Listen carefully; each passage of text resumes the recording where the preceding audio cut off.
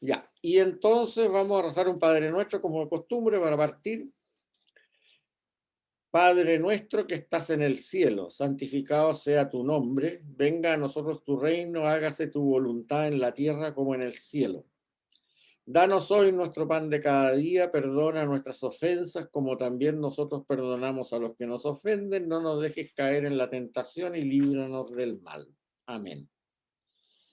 Hoy día vamos a ver San Mateo, no sé si lo alcanzamos a ver hoy día completo, pero ahí hay un análisis del Padre Nuestro bien interesante, porque de hecho la oración del Padre Nuestro aparece en San Mateo y en San Lucas, pero la versión que nosotros usamos, que es la de San Mateo, eh, es un poco distinta que la que pone San Lucas. Entonces ahí está interesante verlo. Pero bueno, cuando nos toque en la clase lo veremos. A ver, en el Evangelio de San Mateo, en unos ciertos versículos, hay capítulo 17, versículo 24, algo por el estilo, por esa zona del Evangelio, nos muestra que da la impresión de haber sido escrito en Antioquía o en Damasco, así como Marcos, la tradición es que lo escribió en Roma. Este es originario de lugares de habla de lenguas semitas, digamos, o emparentadas con las lenguas semitas, ya sea arameo, etcétera. Y por los relatos que muestra, se ve claramente que conoce la destrucción de Jerusalén en el año 70. Así como San Marcos parece que no la conoce, entonces habría sido escrito un poco antes del año 70. En el Evangelio de San Mateo no, ya la conoce, entonces conoce también las tragedias que pasaron por esa destrucción y todo lo demás. Ahora, hay una diferencia esencial entre Marcos y Mateo. Nosotros decíamos que en el Evangelio de Marcos, en la clase pasada, estaba escrito para paganos. Y se veía claramente eso porque cuando tenía que referirse a alguna costumbre judía siempre la explicaba. O sea, se notaba que su audiencia no conocía las costumbres judías. Y no tenía mucho énfasis en decir esto está, cumple la profecía, qué sé yo, de Isaías o Jeremías, qué sé yo, porque también las profecías del Antiguo Testamento para su audiencia eran desconocidas. Entonces decíamos, San Marcos escribió para los paganos conversos. En cambio, San Mateo no. Escribe claramente para los judíos cristianos. O sea, de hecho, él hace mucho hincapié en hechos de la vida del Señor que cumplen la profecía de Jeremías o la profecía de Isaías. Hay una frase típica de San Mateo que la dice muchas veces, que ustedes la deben haber escuchado en la misa, ¿no es cierto? Que dice, esto ocurrió para que se cumpliera la profecía de bla, bla, bla, bla, bla. Entonces, se nota que escribe para judeocristianos, ¿eh? y, y, y nunca explica las costumbres judías que ocurren en su relato. Por lo tanto, está claro, quiere decir que su audiencia las conocía.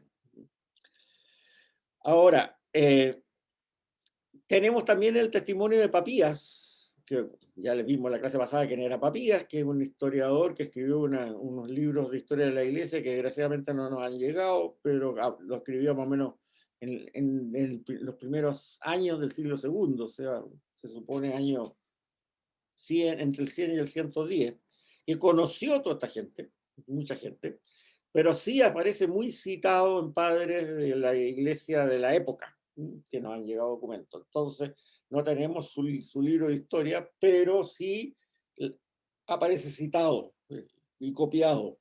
Y dicen, Papías dijo que, bueno, ¿qué es lo que dice?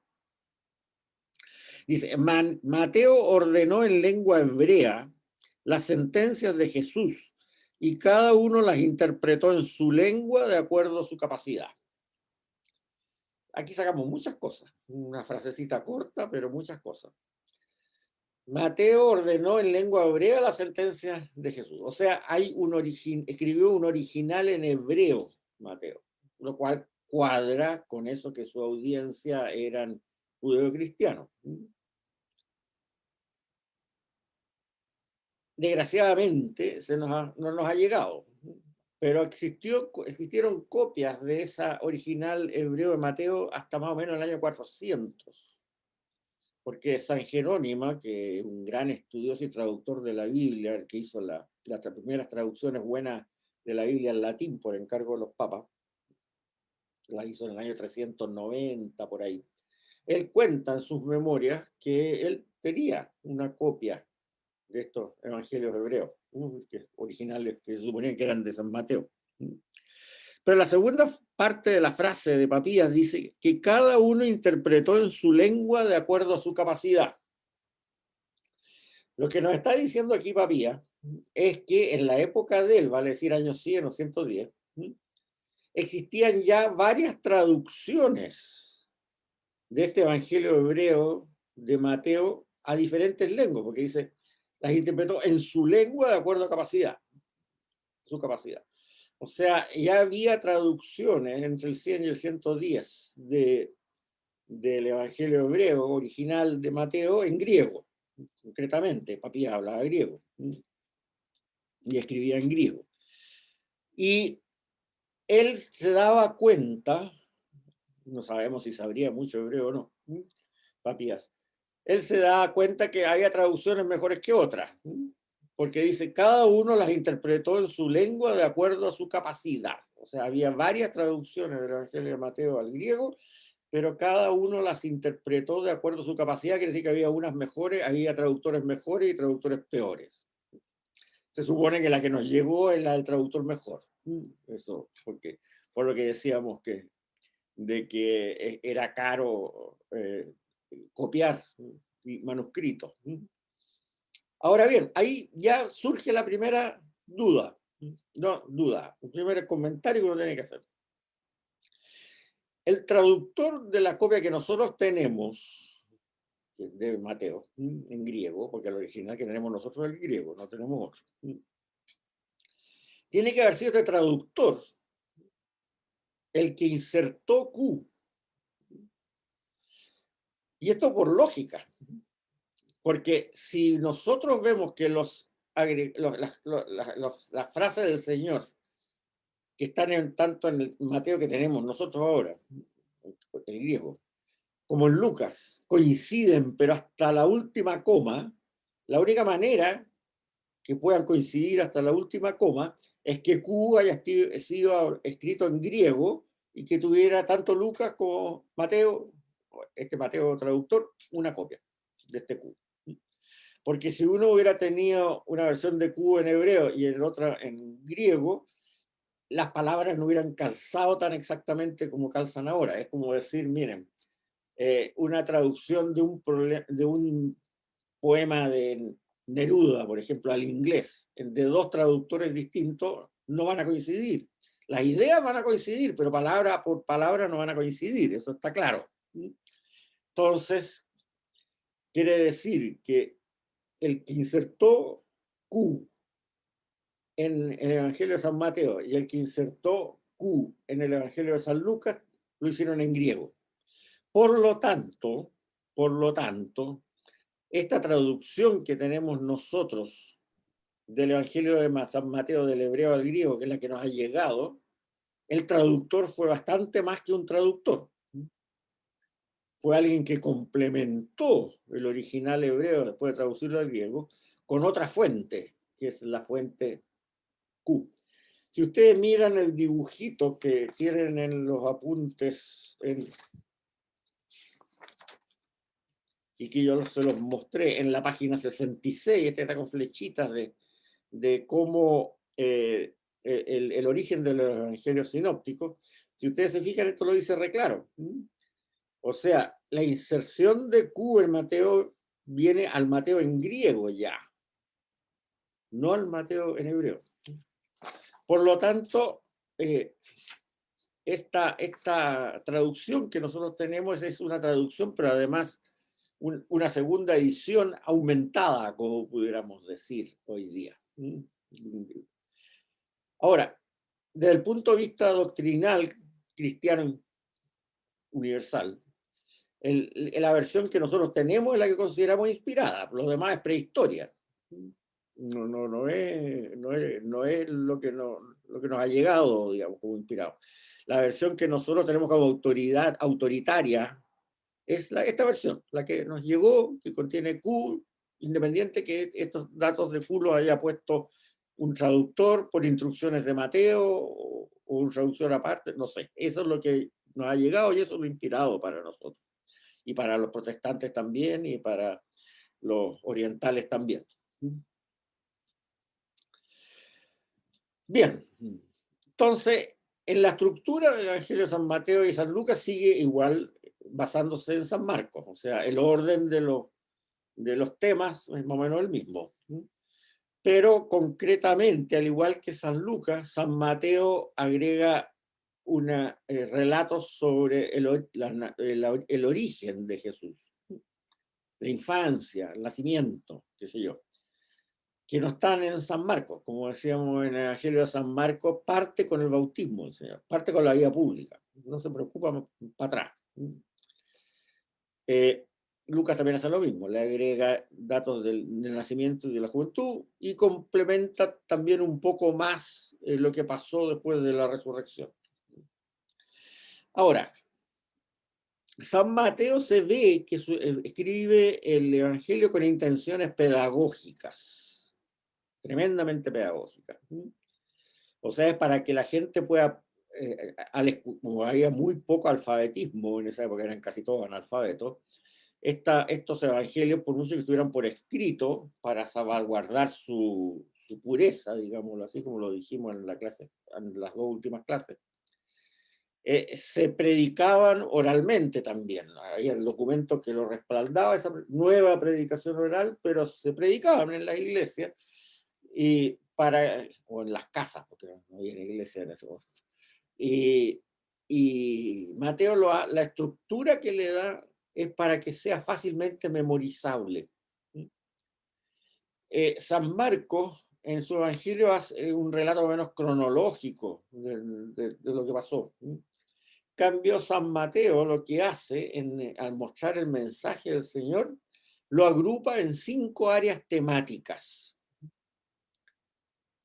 Y cada área temática se refiere a un discurso del Señor. O sea, no necesariamente esos discursos ocurrieron tal como los cuenta Mateo, hiladitos así, no.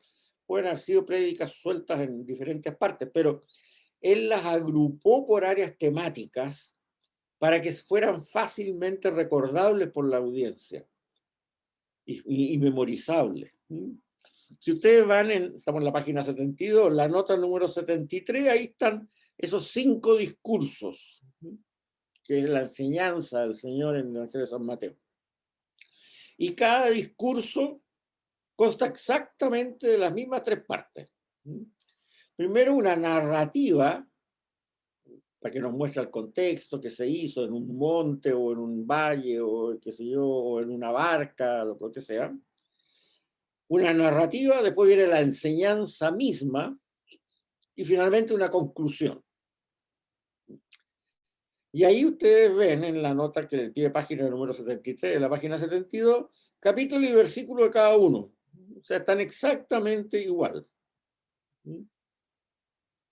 Primer discurso, narrativa, capítulo 3, versículos 1 al 24, 1 al 4:25. Fue la enseñanza del capítulo 5, versículo 1 al 7:27. Y la conclusión, 7:28. Y así para todos. Entonces, él es un pedagogo, lo que diríamos hoy día. Está orientado a enseñar esas enseñanzas. No es un historiador como Lucas. Lucas, él se define como un historiador. Aquí no, aquí es pedagogía. Ahora, la imagen que da entonces el Evangelio de San Mateo, cuando uno lo lee de corrido en esos 5 discursos, es que Jesús es un maestro de la sabiduría. En el Antiguo Testamento hay un conjunto de libros que se llaman libros sapienciales, libros de la sabiduría. Sabiduría, el libro de Ben Sirac, el libro de Cogéleto, el Eclesiastés, que se lleva una serie de nombres raros, el libro de los Proverbios, etc. En que el maestro enseña a vivir de acuerdo a la voluntad de Dios. Bueno, Mateo usa esa misma técnica literaria y pone a Jesús como un verdadero maestro de la sabiduría para vivir de acuerdo a la voluntad de Dios. Acuérdense lo que hablábamos en la primera clase cuando hablamos del lenguaje, que el sabio es aquel que vive de acuerdo a esa triple armonía con Dios, con la naturaleza y con el prójimo. No es una persona que tiene conocimientos tecnológicos o algo por el estilo. Otra característica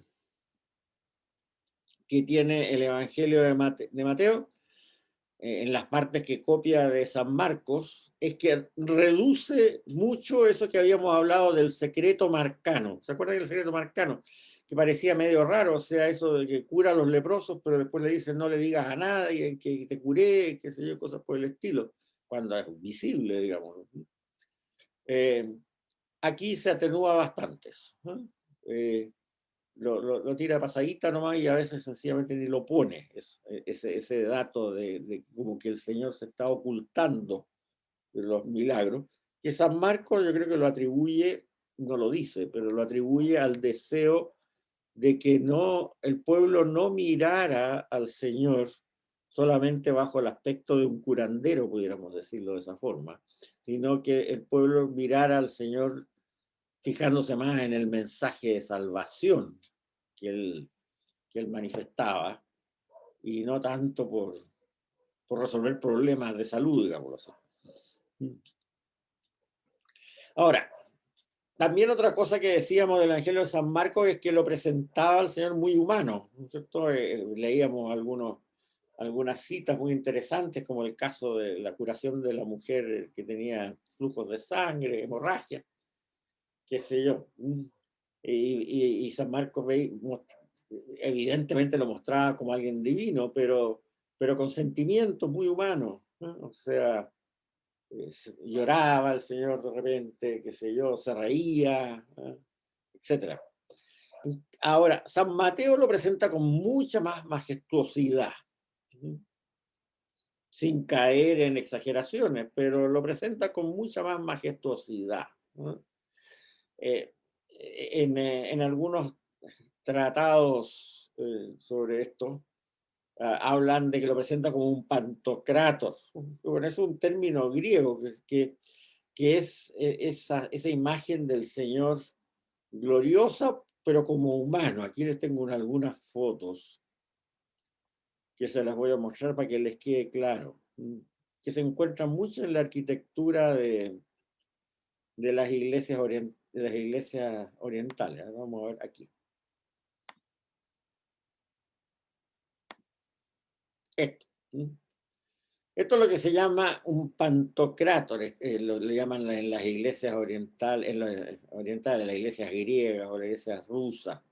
O sea, en que el Señor se ve con caracteres humanos, no cabe la menor duda, ¿no es cierto? Pero lleno de gloria por todos lados. O sea, San Mateo nos hace pensar en Jesucristo como una persona que hay que tenerla en un pedestal. Uno tiene que tenerle mucha reverencia.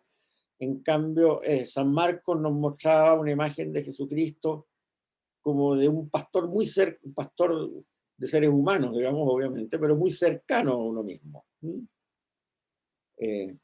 Las iglesias griegas, la teología oriental ha usado mucho San Mateo en ese sentido del Pantocrator. Si ustedes se miran, han ido a dar una vuelta por Europa, las catedrales antiguas de la iglesia latina son todas oscuras y preside siempre un crucifijo. O sea, nosotros somos muy orientados al Viernes Santo, en nuestra liturgia, por lo menos hasta antes del Concilio Vaticano, yo creo que después un poco también. En cambio, las iglesias de rito oriental son muy orientadas a la resurrección, al domingo de gloria. Por eso que utilizan este tipo de imágenes. ¿Qué pasa con aquí? Y esto queda claro en la foto siguiente. Aquí tienen una iglesia típica rusa. O sea, nada de iglesia oscura, y lo que preside aquí, si ustedes se fijan, Cristo resucitado ascendiendo a los cielos, Cristo rodeado de los santos, etcétera.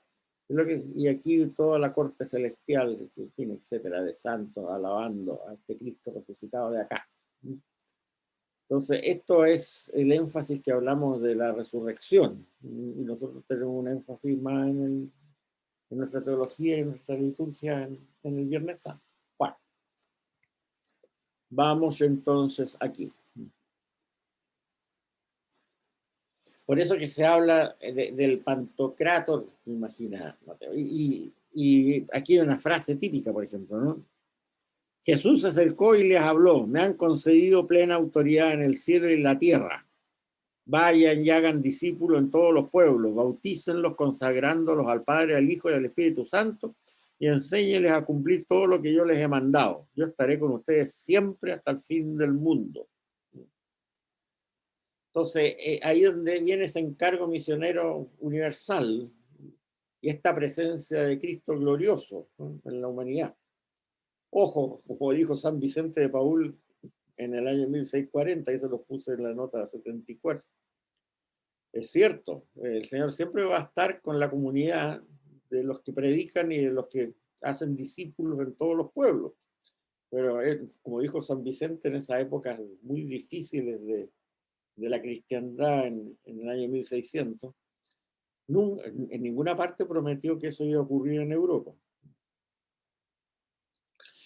Ahora, siguiendo más adelante,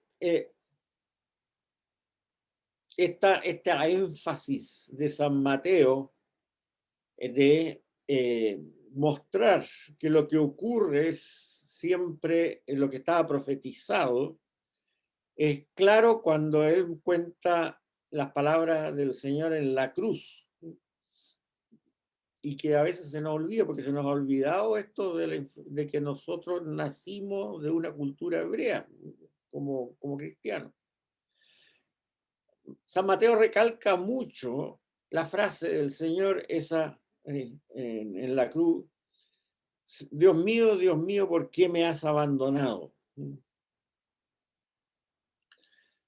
Y esa frase, que no la explica por qué la pone, y no la explica por qué la recalca tanto, es obvio que la audiencia que él tenía, que era judeo-cristiana, los destinatarios de este evangelio, como les digo, que eran netamente judíos, les quedaba clarísimo, sin que necesitaran ninguna explicación. Nosotros sí que necesitamos explicación, pero para ellos no.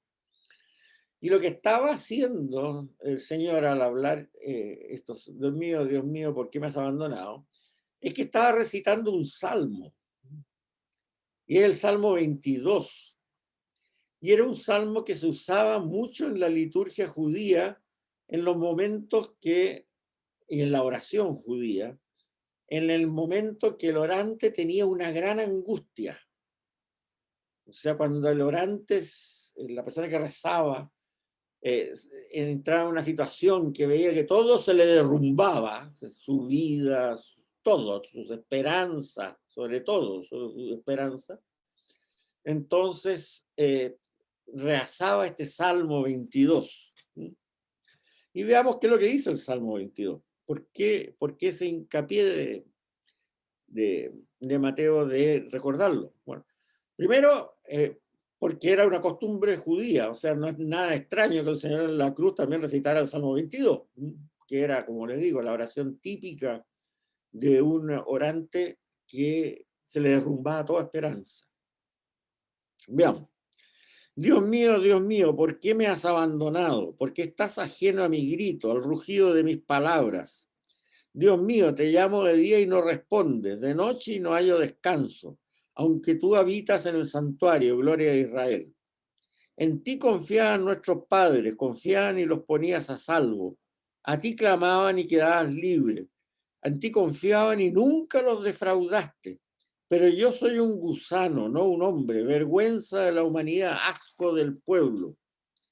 Al verme se burlan de mí, hacen muecas y menean la cabeza. Acudió al Señor, que lo ponga a salvo, que lo libre si tanto lo ama. Curiosamente, también San Mateo explica en el relato de la pasión que lo mismo están diciendo unos fariseos que están mirando la crucifixión. Este que ha sanado a tanta gente, ¿por qué no acude de Dios para que lo salve? Bueno, San Mateo lo dice. Salmo 22, acudió al Señor que lo ponga a salvo, que lo libre si tanto lo ama. Fuiste tú quien me sacó del vientre, me confiaste a los pechos de mi madre. Desde el seno me encomendaron a ti, desde el vientre materno tú eres mi Dios. No te quedes lejos, que el peligro se acerca y nadie me socorre. Me acorrala un tropel de novillos, toros de Bazán me cercan, abren contra mí sus fauces, leones que descuartizan y rugen. Me derramo como agua, se me descoyuntan los huesos. Bueno, estaba clavado en la cruz, ¿cómo no se le iban a descoyuntar los huesos? Mi corazón como cera se derrite en mi interior, mi garganta está seca como una teja, la lengua pegada al paladar. Mateo nos dice, el Señor dijo, tengo sed. Me hundes en el polvo de la muerte, unos perros me acorralan, me cerca una banda de malvados, me inmovilizan las manos y los pies. Está clavado de manos y pies. Me inmovilizan las manos y los pies. Puedo contar todos mis huesos. Después de tanto azote, acuérdense el PowerPoint que les mandé en la primera clase, cómo había sido este proceso. Ellos me miran triunfantes, pero miren lo que vienen ahora. Se reparten mis vestidos y sortean mi túnica.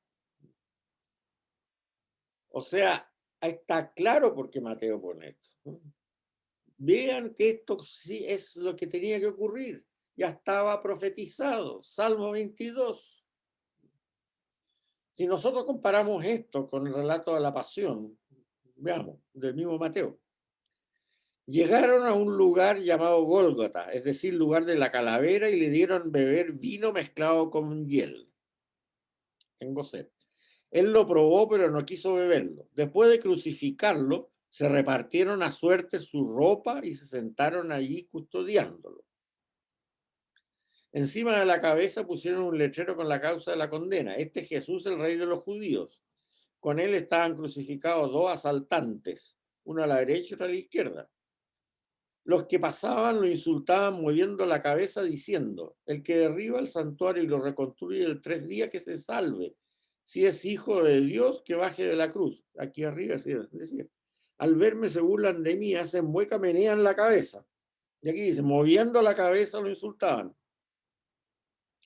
A su vez, los sumos sacerdotes con los letrados y los ancianos se burlaban diciendo, salvó a otro y no puede salvarse a sí mismo. Si es el rey de Israel, que baje la luz de la cruz y creeremos en él. Ha confiado en Dios, que lo libre si es que lo ama. ¿Y dónde salía aquí esto por acá? Aquí en el Salmo 22, ahora. Acudió al Señor, que lo ponga a salvo, que lo libre si tanto lo ama. O sea, son las mismas palabras. Las mismas palabras. Después que los soldados crucificaron a Jesús, tomaron su ropa y la dividieron en 4 partes, una para cada soldado. Tomaron también la túnica, que era sin costuras, tejida de arriba a abajo una pieza. Así que se dijeron, no la rasguemos, vamos a sortearla para ver quién la toca. Así se cumplió lo escrito, se repartieron mi ropa y sortearon mi túnica. O sea, lo que está haciendo aquí San Mateo es describiendo, miren, si todo esto estaba profetizado, esto tenía que ocurrir. No se desesperen ustedes. El Señor no se desesperó. Él recitó la oración de los desesperados en la cruz. Por lo tanto, no hay que desesperarse en estas circunstancias. Y vean ustedes que todo lo que dice el Salmo 22 exactamente ocurrió en la crucifixión. Ahora, como le digo, como San Mateo escribe para judeocristianos, no necesita explicar esta aplicación que les doy yo. Porque con solo oír, Dios mío, ¿por qué me ha abandonado? O sea, Elí, lama sabachthani, ya cualquier judío cristiano debe decir, Salmo 22. Exacto, exacto. Bien. Ahora, sigamos. En los pasajes de Mateo que son propios, o sea, de él, vale decir, tradiciones que él recogió, que no debería ni de Marcos ni de Q, Mateo siempre protege al pueblo sencillo y al común de Galilea. Siempre el Jesús que refleja Mateo es del lado de la gente sencilla, de los pobres, de la gente que no tiene educación. Y pone bastante mal a los a los religiosos cultivados, pudiéramos decir así, a los educados en la religión, que creen que la practican, pero que siguen solamente la letra de la ley. Eh, los más, a veces no los nombra con sus nombres, pero los más criticados en el Evangelio de San Mateo por el Señor son fariseos y esenios, fundamentalmente. Ya vamos a ver por qué. Ahora, San Mateo, como escribe después del año 70, conoce la enseñanza de San Pablo. San Pablo ya había muerto, ya porque murió antes del 65, por Nerón. Pedro y Pablo. Conoce la enseñanza de San Pablo. Y no le tiene mucha simpatía. Eso está claro. No le tiene mucha simpatía. Ahora, conoce la enseñanza de San Pablo de oídas, porque no hay ningún testimonio ni de Pablo ni de él que se hayan visto. Entonces no le tiene mucha simpatía porque él, Mateo es judeo cristiano que escribe para judeo cristiano, ¿no? Eso de que los paganos están haciendo una explicación de la enseñanza del Señor que hay que tener cuidado con ella. O sea, no la condena en absoluto, pero no le gusta. Y se nota claramente en una referencia yo le pongo aquí, que es Mateo 5, versículos 7 al 20, que ustedes la han escuchado muchas veces porque se lee en las misas de algún domingo del año. Y cada vez que me toca esa misa, yo siempre me pongo a pensar, a ver, vamos a ver qué va a decir el padrecito aquí, cómo se va a sacar este problemita que tiene para explicar esto. Bueno, se las leo. No piensen que he venido a abolir la ley o los profetas.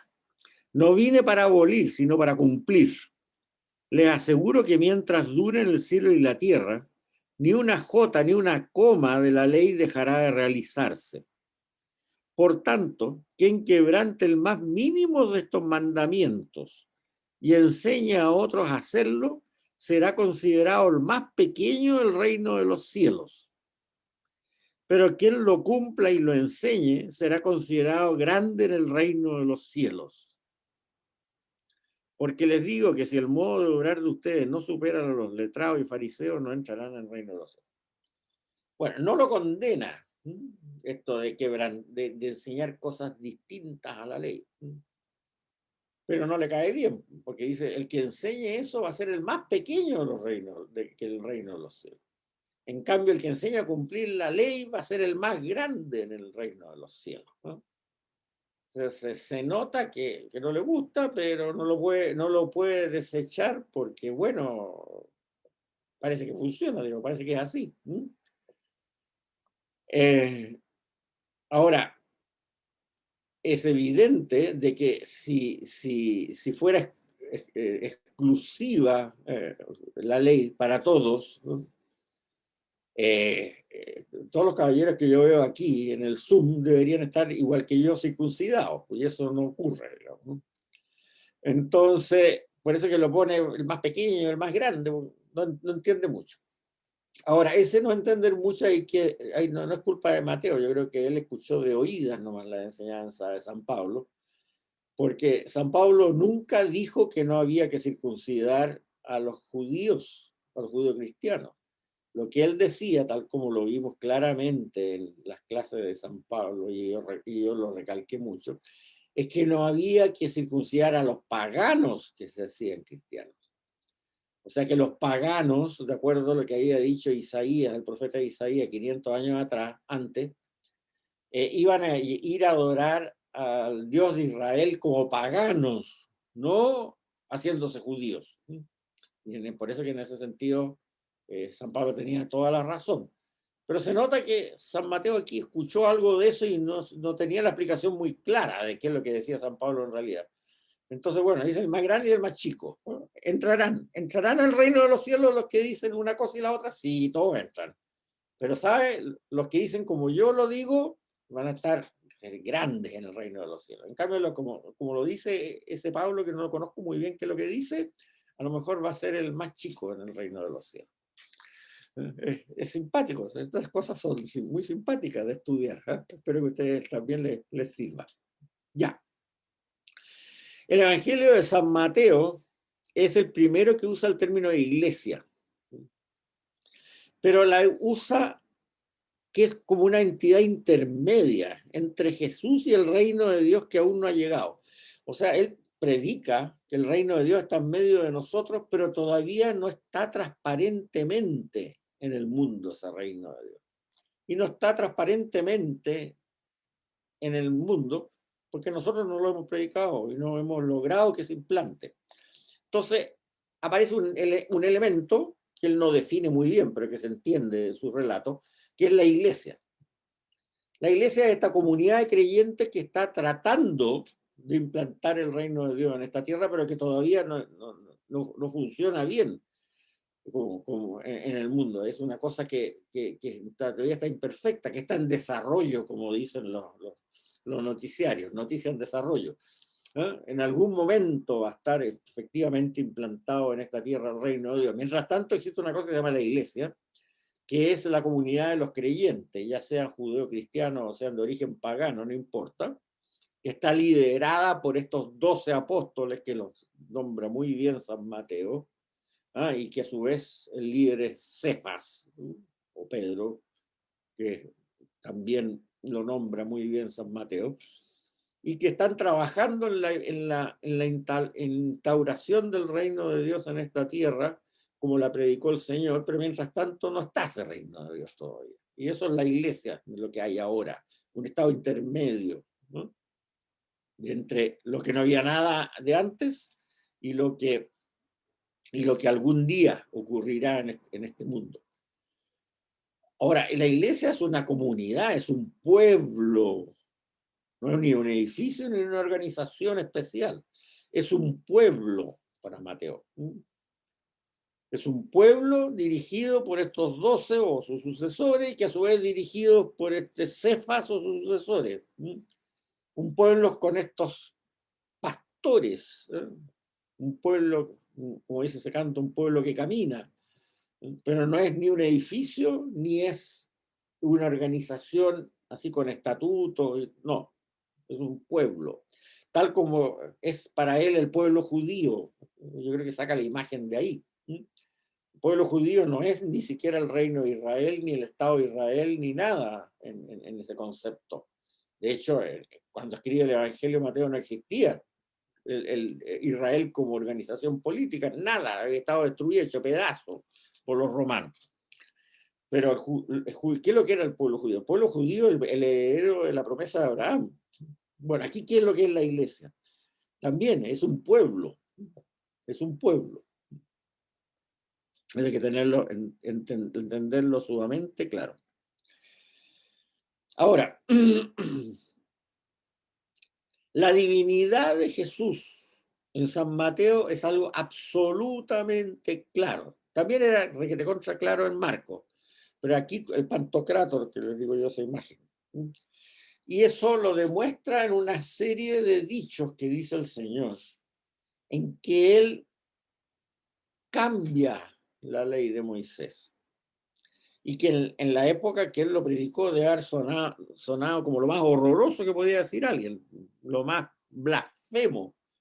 ¿Cómo alguien puede cambiar lo que Dios ha ordenado? Un ser humano no puede cambiar lo que Dios ha ordenado. Quedan varias alternativas para ellos, ¿no? Hay tres. Uno, que fuera un loco. Parece que no era loco. Eso están todos de acuerdo. Uno, que él fuera Dios, porque obviamente Dios puede cambiar lo que él ordenó. Él mismo ordenó. Ahí no hay ningún problema. O que fuera un blasfemo, efectivamente. Y ahí la condena a muerte era la conclusión lógica. Veamos. Esto está en el primer de los 5 discursos. la temática que plantea él es siempre en esta frase. Habéis oído que antiguamente se dijo a vuestros padres que, tac, tac, tac, tac, tac, tac. Y en ese tac, tac, tac, tac, tac, tac, muestra algo que enseñó, que está escrito en la ley de Moisés. Y después sigue, pero yo os digo que, tac, tac, tac, tac, tac, tac. Entonces él cambia eso. Y ahí está, o es blasfemia, o él es Dios que puede cambiar lo que él mismo dijo 1200 años antes. Veamos. Ustedes han oído que se dijo a los antiguos, no matarás. El homicida responderá ante el tribunal. Pues bien, yo les digo que todo aquel que se enoje contra su hermano responderá ante el tribunal. Quien llame a su hermano un imbécil responderá ante el consejo. Y quien lo llame renegado incurrirá en la pena del infierno del fuego. Otra vez. Ustedes han oído que se dijo, no cometerás adulterio. Pues yo les digo, quien mira a una mujer deseándola ya ha cometido adulterio con ella en su corazón. Tercero, se dijo, quien repudia a su mujer que le dé acta de divorcio. Pero yo les digo que quien repudia a su mujer, salvo en caso de concubinato, la induce al adulterio, y quien se case con una divorciada comete adulterio. Sigamos. Ustedes también han oído que se dijo a los antiguos, en la ley de Moisés, no jurarás en falso y cumplirás tus juramentos al Señor. Pero yo les digo que no juren en absoluto, ni por el cielo, que es trono de Dios, ni por la tierra, que es la tarima de sus pies, ni por Jerusalén, que es la ciudad del gran rey, ni jures tampoco por tu cabeza, porque no puedes convertir en blanco o negro uno solo de tus cabellos. Que la palabra de ustedes sea sí, sí o no, no. Lo que se añada luego procede del maligno. Sí, y esta que vamos a analizar un poco más. Ustedes han oído que se dijo, amarás a tu prójimo y odiarás a tu enemigo. Pero yo les digo, amen a sus enemigos, oren por sus perseguidores. Así serán hijos de su Padre del cielo, que hace salir su sol sobre malos y buenos y hace llover sobre justos e injustos. Bueno, de todas estas cosas, está claro, y todo el mundo dice no hay ningún problema, está recontra bien esto, efectivamente en el Antiguo Testamento se dijo ta, ta, ta, ta, y ahora se dice ta, ta, ta, ta. Bueno, está claras las conclusiones, él se está declarando efectivamente con poder divino cómo va a poder cambiar esto. Pero resulta de que la última, amarás a tu prójimo y odiarás a tus enemigos, eso de odiar a tus enemigos no aparece en ninguna parte del Antiguo Testamento, de la Biblia hebrea. Y cuando yo les digo en ninguna parte, es en ninguna parte. Y esa fue la gran discusión siempre. ¿De dónde salió eso? Porque lo que dice el Antiguo Testamento, y que el mismo San Mateo lo pone ahí cuando habla con un maestro de la ley, que le pregunta cuál es el mandamiento más importante de la ley de Moisés, Y él dice, amarás al Señor tu Dios con todo tu alma, con toda tu fuerza, con todo tu espíritu, y al prójimo como a ti mismo. Eso es lo que dice la ley de Moisés. Entonces, ¿de dónde sale eso? Amarás a tu prójimo y odiarás a tu enemigo. Y aquí voy a llamar a Isabel Domínguez Errazo. ¿Me estás escuchando? Ya. Por supuesto. Ya. Aquí tienes tú una respuesta de tu pregunta antes de la clase. Esto no sale, esto de amarás a tu prójimo y odiarás a tu enemigo no sale en ninguna parte del Antiguo Testamento, de la Biblia hebrea, ni de nada. ¿Dónde sale? En el libro de la comunidad de Qumran. En los estatutos de la comunidad, en el libro de los estatutos de la comunidad de Qumran. O sea, cuando se descubrieron los manuscritos del Mar Muerto en el año 1950, 48, por ahí, y se empezaron a publicar, dijeron, aquí está. Aquí está la fuente de esto que dice el Señor. Amarás a tu prójimo y odiarás a tu enemigo. Sale en la regla de la comunidad de Qumran, un manuscrito que casi que apareció entero que tenían que observar fielmente todos los que, digamos, practicaban este movimiento esenio, de los esenios, de odiar a los enemigos. Amar al Señor, pero odiar a los enemigos. De aquí se sacan varias conclusiones que son bien interesantes. O sea, estamos encontrando cosas que no teníamos idea y que además certifican que lo que dice el Evangelio de Mateo no es una creación de Mateo, porque era conocido. En la época del Señor había esenios por todas partes, tal como había esenios, había fariseos y había, ¿cómo se llama?, saduceos y todo lo demás. En la historia que escribe Flavio Josefo, un historiador judío de esa época, contemporáneo más o menos, la escribe a segunda mitad del siglo I, él habla de los esenios.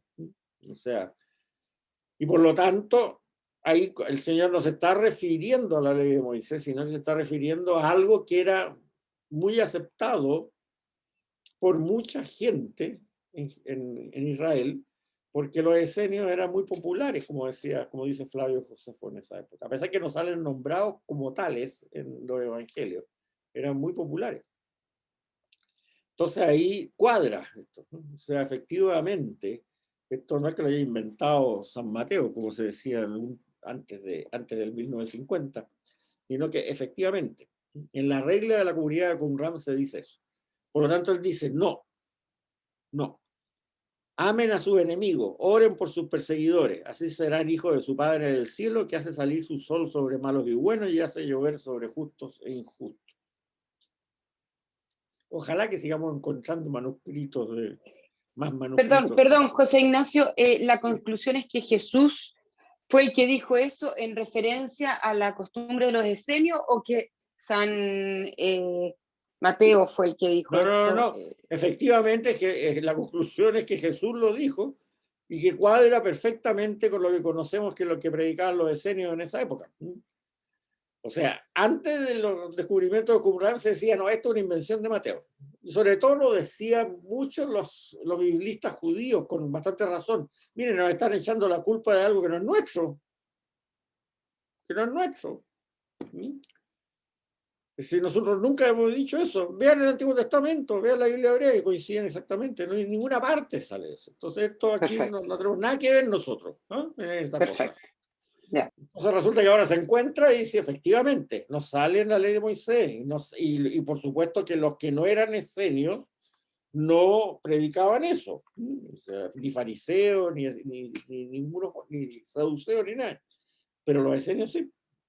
Entonces ahí cuadra, efectivamente. No es una invención, no es antisemitismo, pudiéramos decirlo de esa manera. No. Era algo que se predicaba en esa época por una corriente. A mí no me gusta la palabra secta.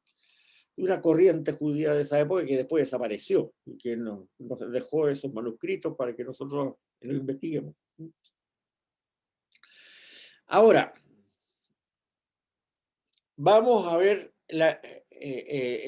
un punto muy importante en San Mateo, que es lo que relata del nuevo enfoque de la moral. Como yo he dicho en un lote de oportunidades, sobre todo cuando hablamos del lenguaje, misterio, revelación y fe, no se les olvide, repasen siempre eso, porque es lo más importante que yo creo que ustedes van a aprender en este curso, es ese problema del lenguaje, porque así van a entender mucho mejor cuando lean la escritura. Si hay algo que no les calza, vaya inmediatamente a esas páginas iniciales, antes que empezáramos a hablar del texto mismo del Nuevo Testamento, ¿no? Con misterio, revelación, fe y todos esos conceptos, repásenlos bien. El caso de la moral, por ejemplo, que es lo que recalca mucho San Mateo y lo pone en el quinto de sus sermones, el sermón de la montaña. Nosotros hemos hablado, cuando hablamos del lenguaje bíblico, que la Biblia es una película, no es una foto. O sea, la revelación del misterio de Dios se hace en forma evolutiva de acuerdo a la capacidad de asimilación y de comprensión que va adquiriendo la cultura humana a medida que se va desarrollando. Y eso es, grábenselo, pero con fuego adentro. Ahora, eso no se percibe muchas veces en nuestros estudios teológicos, en la lectura de nuestras Biblias, porque desgraciadamente los escritos bíblicos no están ordenados en orden cronológico. Pero si se ordenasen en orden cronológico, por eso que yo en mis cursos siempre los hago en orden cronológico, tanto el Nuevo Testamento como el Antiguo Testamento. Si se ordenasen en orden cronológico, y eso lo tengo explicado en esa parte del lenguaje, se vería que hay un hilo conductor detrás de todo esto. No son cosas que ocurran al azar. Hay siempre un hilo conductor, que se nota una mano detrás que va guiando esa revelación del misterio de Dios, en que cada texto se apoya en el anterior cronológicamente hablando, no en la forma que aparecen en nuestras Biblias, y apunta al siguiente. Y eso es incluso, aparece clarito, entre los dos testamentos. O sea, si nosotros, y puse un ejemplo por ahí, en esa época, cuando vimos esto, si nosotros vemos el último libro del Antiguo Testamento, que se escribió más o menos 50 años antes de Cristo, que se llama el libro de la sabiduría, que por supuesto no es el último que aparece en nuestras Biblias, que no están en orden cronológico. Si leemos el libro de la sabiduría y lo comparamos con y leemos inmediatamente después los primeros escritos de San Pablo, como la carta a los tesalonicenses y la carta a los corintios, que son los más antiguos del Nuevo Testamento, que por supuesto no aparecen tampoco en ese orden en nuestra Biblia, veremos que también ese hilo conductor ocurre. O sea, el Antiguo Testamento y el Nuevo Testamento no son entes separados. Si lo ponemos en orden cronológico, todos los textos, ese hilo conductor empieza en el Génesis y termina con el relato de Abraham, que es lo más antiguo que tenemos, y termina en el libro del Apocalipsis. Ahora, por eso que hablamos que yo se los dije mucho, repasen esa parte, una pedagogía divina. Hay en la revelación del misterio de Dios hay una pedagogía divina, en que cada nuevo paso que da el Señor mostrándonos como su misterio, se va apoyando en el anterior y lo va perfeccionando. No lo destruye, tal como dice San Mateo aquí cuando dije con respecto a la ley, sino que la perfecciona. Y en la moral tenemos varios ítems muy importantes, ¿eh?, que se van dando. El más antiguo es la ley del talión, porque alguien preguntó por ahí de la ley del talión. La ley del talión está pésimamente mal interpretada por toda la gente que la cita, incluyendo predicadores católicos, apostólicos romanos. La ley del talión no es una, y eso también se los dije, muy, muy fuerte al principio, no es una ley que incite a la venganza, sino todo lo contrario. Lo que dice la ley del talión es que el castigo de una falta no puede ser superior a la falta. Y eso es algo que cualquier profesor de derecho contemporáneo lo enseña en la primera clase de su curso. No es una incitación a la venganza. Al revés, es todo lo contrario. Lo que está diciendo es que el castigo de una falta no puede ser superior a la falta. Cosa que era muy esencial en la época de Abraham, en que eran tribus que venían saliendo de las cavernas, digámoslo, ¿eh?, como son. O sea, si a ti te sacan un ojo, solamente puedes castigar sacándole un ojo al que te lo sacó. No es cuestión de que lo masacres en venganza. No, eso no se hace, mijito. Lo que se hace es que si a ti te sacan un diente, lo máximo que puedes hacer es sacarle un diente al que te lo hizo. Pero no lo masacres. Eso no se hace. O sea, la ley del talión es todo lo contrario a lo que se predica. Es para salvaguardar que la pena nunca sea superior al delito cometido. Y eso, como les digo, es la base del derecho moderno también. O sea, si tú robas una gallina, no vas a fusilar al que te robó la gallina. Eso es un crimen. La pena tiene que ser proporcional a lo que te robó una gallina, no más. Y eso. Y esa es la ley del talión. Entendámosla bien, porque en varias clases me han dicho, ¿y cómo la ley del talión? No, repasen, vean lo que les dije. ¿Ya?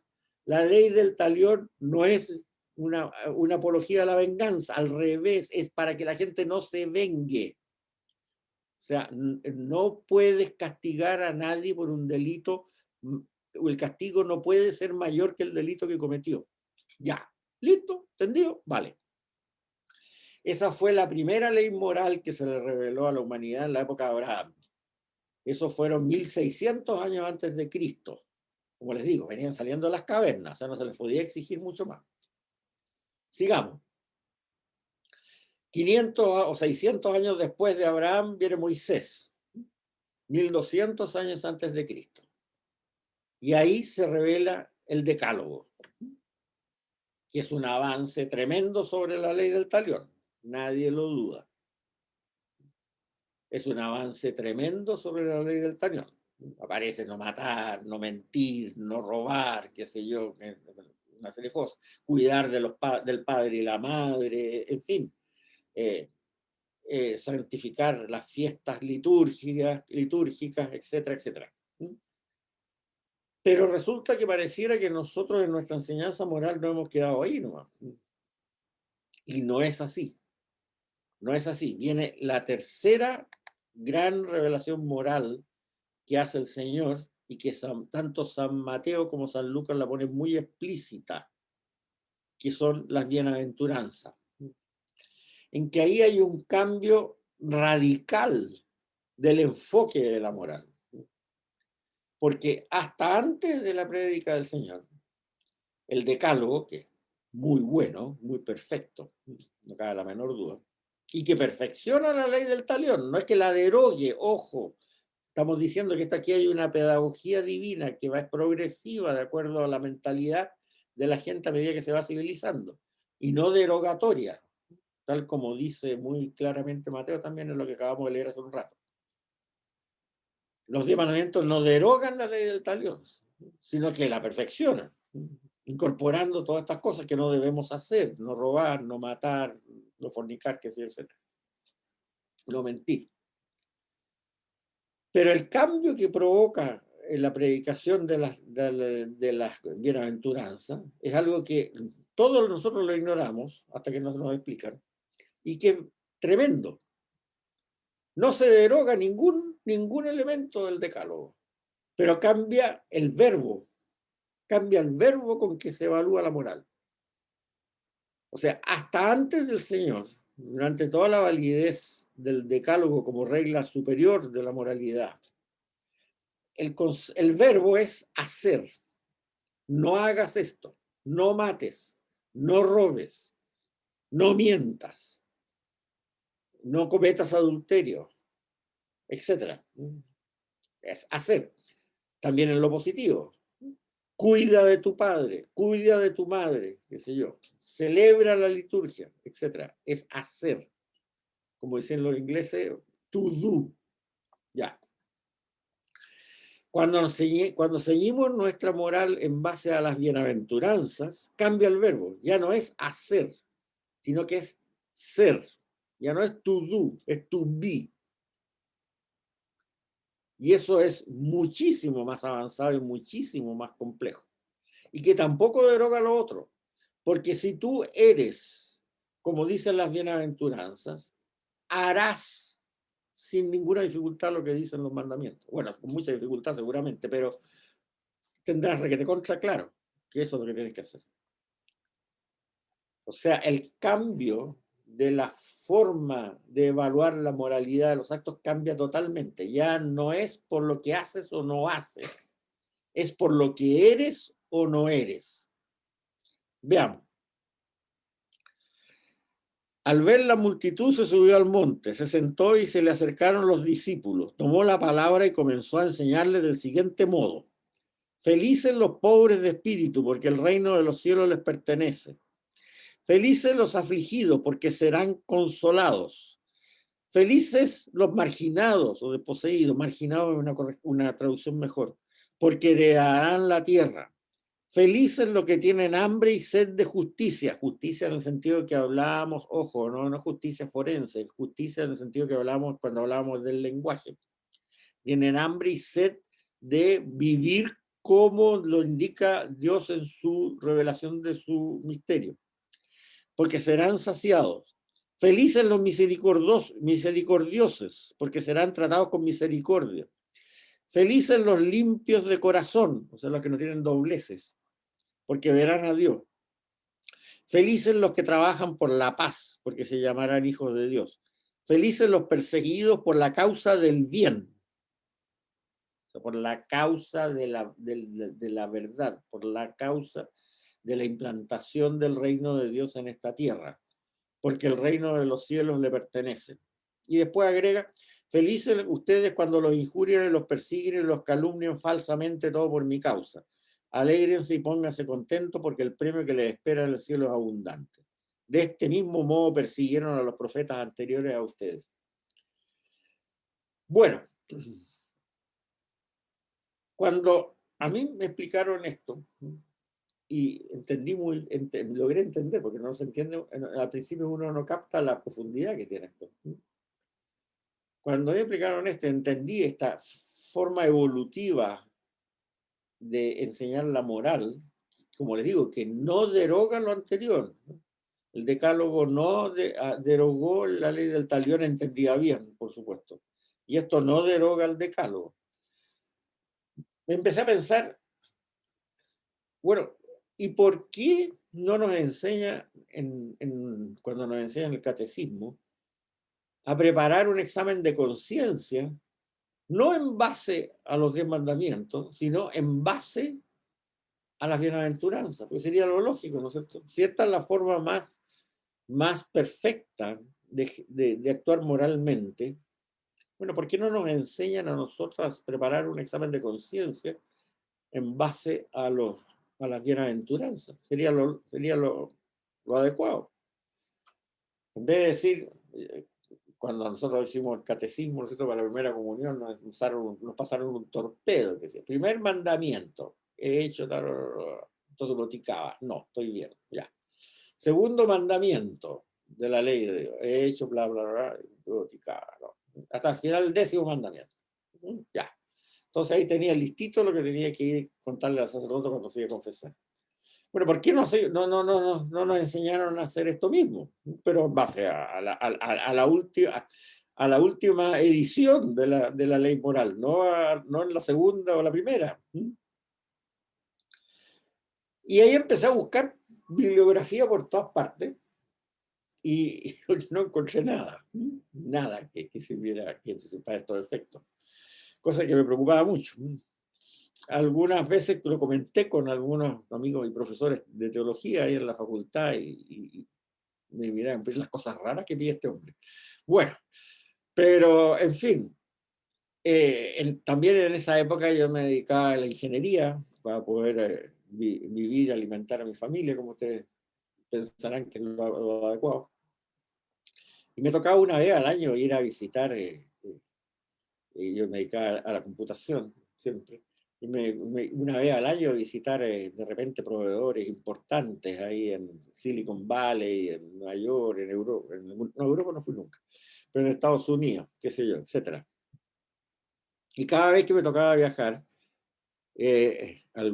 algún día feriado que me tocaba en medio, en un viaje de un par de semanas, 3 semanas normalmente, me iba a recorrer librerías que fueran, primero las católicas, y después ya era lo mismo, que fueran evangélicas, protestantes, anglicanas o lo que fuera, no importa, era cuestión de recorrer librería. Y le preguntaba siempre lo mismo, oiga, ¿ustedes tienen un libro que sirva para hacer un examen de conciencia basado en las bienaventuranzas? Y me quedan mirando con una cara diciendo, pero hay cosa más rara que pide este caballero. En algunas que trataban de resolver el problema, preguntaban ahí a su jefe, oiga, mire, ¿sabe qué? venga mañana, porque voy a preguntarle a un pastor que sabe mucho de esto, a ver si nos recomienda algo. O yo no, ya por teléfono. Bueno, volví al día siguiente, ya por teléfono y no encontramos nada. Bueno, no encontramos nada. Pero afortunadamente, hace unos 8 o 10 años atrás, me encontré con un libro escrito por el padre Cantalamessa, Raniero Cantalamessa, que se llama Las Bienaventuranzas Evangélicas. Un librito chiquitito, sí. ¿Y quién me van a decir ustedes que el apéndice se llama Para hacer un examen de conciencia basado en las bienaventuranzas? ¡Qué maravilla! Raniero la canta a la mesa, que lo nombró cardenal el Papa Francisco hace poco, un viejito, bien viejito ya. Es un fraile capuchino, o sea, franciscano capuchino, que predicaba en la época del Papa Benedicto todos los años el retiro de Semana Santa a la curia romana, y la sigue predicando hasta la fecha, tengo entendido. Entonces, un hombre que sabe mucho de espiritualidad. Así que me compré el librito, fotocopié el apéndice y le agregué algunas frases que él se refería al texto, no al texto anterior del mismo librito, y saqué un folletito de unas 9 páginas que se los voy a mandar como resultado de esta clase, para que lo vean. Y tiene mucha importancia esto, porque hoy día, con la organización social que se da en el mundo hoy día en este momento, el sacramento de la confesión como que se practica poco. Y se practica poco, y yo encuentro que se practica poco por esta misma razón de que estamos hablando. Y les explico por qué. Si uno hace un análisis del decálogo en un país que no tenga la constitución social que tenía el pueblo en la época de Moisés, que era bastante bárbaro todavía, ¿no es cierto? Sino hoy día, en que uno se supone que vive en un estado de derecho y cosas por el estilo, es muy fácil decirse a sí mismo, mire, si en realidad no he hecho nada malo. Quiero mucho a mi papá, voy a misa los domingos, nunca le he sido infiel a mi cónyuge, no he robado nada. Bueno, a lo mejor no he robado nada porque no he tenido oportunidad, porque tengo un cargo así medio nomás, que no tengo mucho alcance, pero en fin, da lo mismo. Pero he dicho que no he robado nada, no he matado a nadie. Entonces, ¿para qué? ¿Para qué voy a ir a confesar? Entonces, ese enfoque equivocado que tenemos sobre la moral que se nos exige hoy día es el que hace que empiece esta especie como de autojustificación generalizada, hasta que nos damos cuenta que efectivamente la gente no estaba muy contenta como estaba la cosa. Entonces, bueno, yo les voy a mandar este folletito que hice sobre cómo hacer un examen de conciencia basado en las bienaventuranzas, y analícense ustedes mismos ahí. No van a encontrar, por supuesto, que son unos criminales, pero seguramente van a encontrar muchas cosas que uno tiene que mejorar. Y es porque lo importante es cómo somos, no es qué hacemos. Ese es el gran cambio. Ese es el gran cambio de la moralidad de Jesucristo respecto a la moralidad de Moisés. Que no es que se suprima, hijo, entiéndanlo bien, tal como Moisés no suprimió la ley del talión bien entendida, sino que se va perfeccionando cada vez más, cada vez más, cada vez más, hasta que se llegó a la revelación definitiva del misterio de Dios, como yo les decía en la primera o segunda clase, que es la que trajo Jesucristo.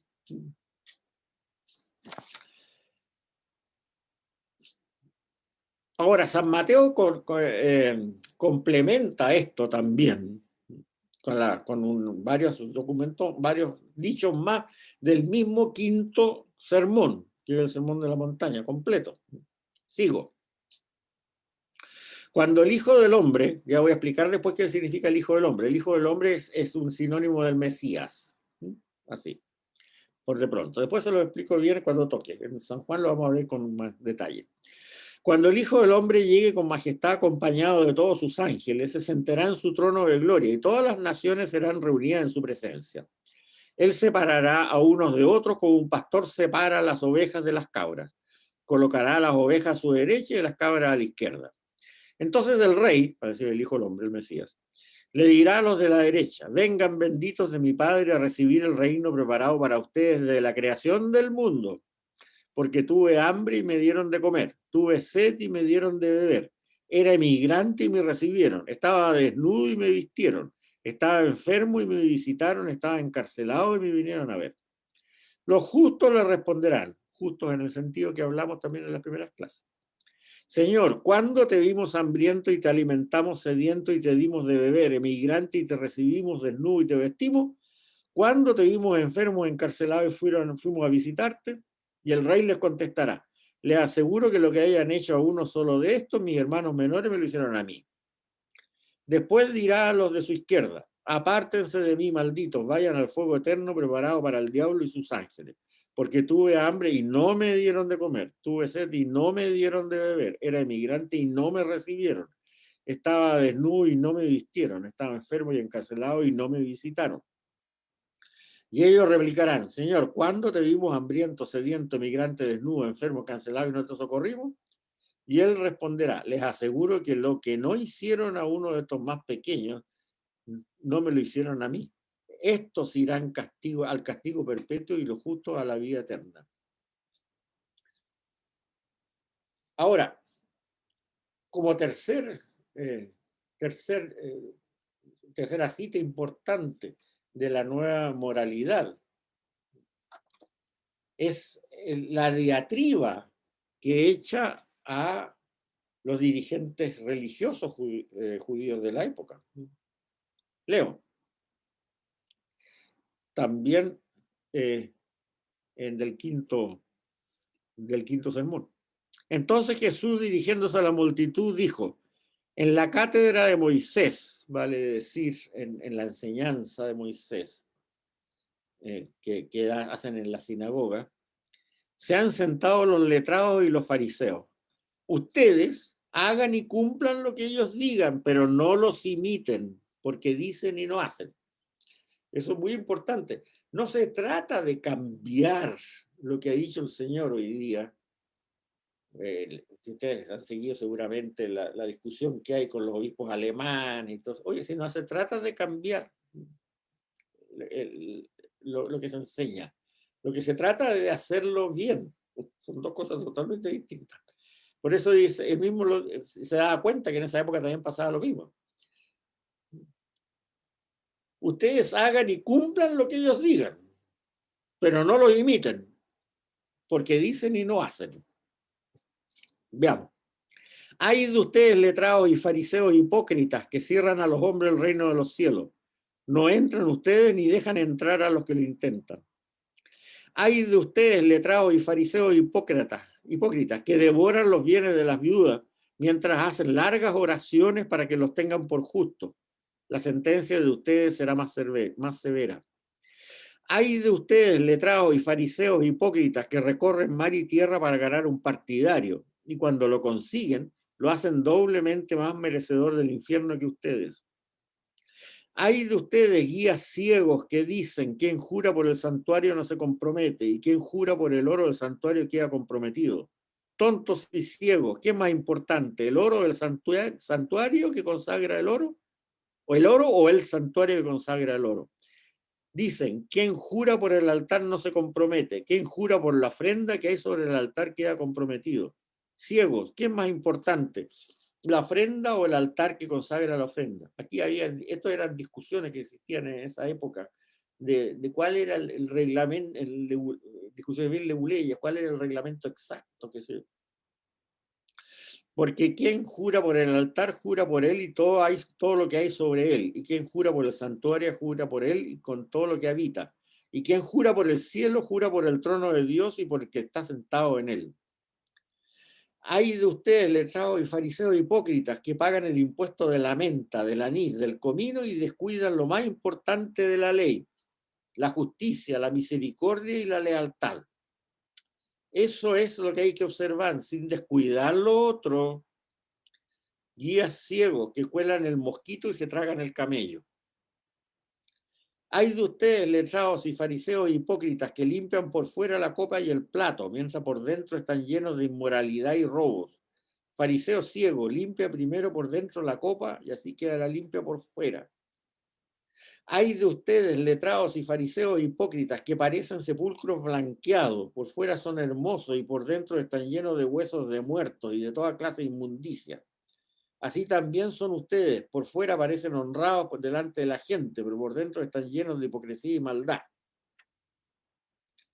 Hay de ustedes, letrados y fariseos hipócritas, que construyen sepulcros grandiosos a los profetas y monumentos a los justos, mientras comentan: si hubiéramos vivido en el tiempo de nuestros antepasados, no habríamos participado en el asesinato de los profetas, con lo cual reconoce que son descendientes de los que mataron a los profetas.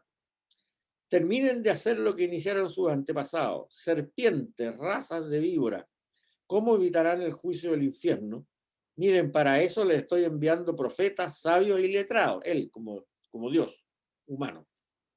A unos los matarán y los crucificarán, a mí mismo. A otros los azotarán en la sinagoga y los perseguirán de ciudad en ciudad, Pablo. Así recaerá sobre ustedes toda la sangre inocente derramada en la tierra, desde la sangre del justo Abel hasta la sangre de Zacarías, hijo de Baraquías, a quien ustedes mataron entre el santuario y entre el altar. Bueno, esto, fíjense que me viene inmediatamente después de la bienaventuranza. O sea, es la contrapartida de las bienaventuranzas y ratifica lo que decíamos al principio, ¿no? Que el Señor siempre estaba a cargo de la gente sencilla y que tenía mucho problema contra los dirigentes. Ahora, esto también es, uno puede ver la mano conductora, la hilación que viene desde el Antiguo Testamento. Si ustedes van al profeta Ezequiel, que es 500 años antes de esta predicación del Señor, miren: por eso, pastores, escuchen la palabra del Señor. Lo juro por mi vida, oráculo del Señor. Mis ovejas fueron presas. Mis ovejas fueron pasto de las fieras salvajes por falta de pastor. Porque mis pastores no cuidaban mi rebaño. Los pastores se apacentaban a sí mismos y a mi rebaño no lo apacentaban. Por eso, pastores, escuchen la palabra del Señor. Esto dice el Señor: me voy a enfrentar con los pastores, les reclamaré mis ovejas, los quitaré de pastores de mis ovejas para que dejen de apacentarse a sí mismos los pastores. Libraré mis ovejas de sus fauces para que no sean su manjar. Y a continuación viene ese relato tan conmovedor del Señor, que el Señor sube a un cerrito y llora sobre Jerusalén. Jerusalén, Jerusalén, que matas a los profetas y apedreas a los enviados. ¿Cuántas veces intenté reunir a tus hijos como la gallina reúne a los pollitos bajo sus alas y tú te negaste? Por eso la casa de ustedes, así el templo, quedará desierta. Les digo que a partir de ahora no volverán a verme hasta que digan: bendito el que viene en el nombre del Señor. Bueno, yo creo que aquí se ve claramente la revolución de la moral que muestra el Señor claramente de acuerdo al Evangelio de San Mateo. Los otros evangelios también la hacen, pero aquí, como Mateo es un pedagogo, como dije yo antes, el hecho de que todos estos dichos relacionados con la moral estén juntos, los relate él juntos, refleja una intención pedagógica y además causan un impacto tremendo. Tremendo. Y hay que verlo así, digamos. Ahora, si nosotros vamos a hacer un resumen, ¿no?, de la parte doctrinal ahora del Evangelio de San Mateo, está claro, más o menos, ¿no? Un resumen, a mí no me gusta, los resúmenes siempre dejan cosas fuera, pero bueno, podemos decirlo así. Jesús de Nazaret es el verdadero Mesías de Israel. Quienes le escuchan y creen en él son el nuevo pueblo de Dios. En Jesús, el Mesías y el nuevo pueblo de Dios, que él llama la iglesia, pero que es el pueblo. La iglesia es el pueblo de Dios. No es ni un edificio, ni es una organización. Está cifrada la salvación para todas las naciones. O dicho más brevemente, la salvación de Dios es Jesucristo por medio de la iglesia. La iglesia es el nuevo Israel. El judaísmo farisaico se ha alejado del Israel de Dios, ya que la salvación no llega al ser humano por pertenecer a un pueblo, sino por construir el reino de Dios que está en esta tierra. El término de la iglesia en el Nuevo Testamento se refiere a la gente, un pueblo, y no a un lugar físico de reunión de un edificio o a una estructura especial. Mateo entiende a la iglesia en la forma que él la describe, como un verdadero Israel, que incluye también al judeocristianismo con sus tradiciones. Por eso considera que la ley del Antiguo Testamento tiene una validez indestructible, pero superponiéndola a lo que él llama el mandamiento del amor, que no es solamente una frasecita, amarse todo entre sí, sino es todo este esquema del cambio de moral, del no hacer o del hacer al ser. Anotar esto.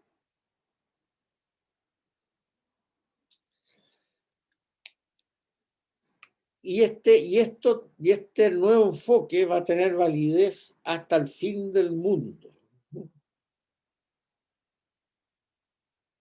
El cumplimiento de la ley se propone en tres direcciones: como sometimiento a la voluntad de Dios, como obediencia al precepto del amor y como tendencia a la perfección.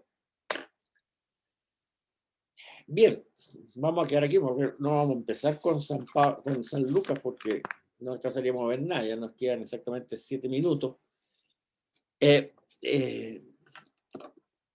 Repasen esto porque le he metido 1,5 toneladas de información y no es fácil, no es fácil porque es bastante profundo todo esto. Yo les voy a mandar este documentito que les prometí y llegamos hasta la página 79 inclusive.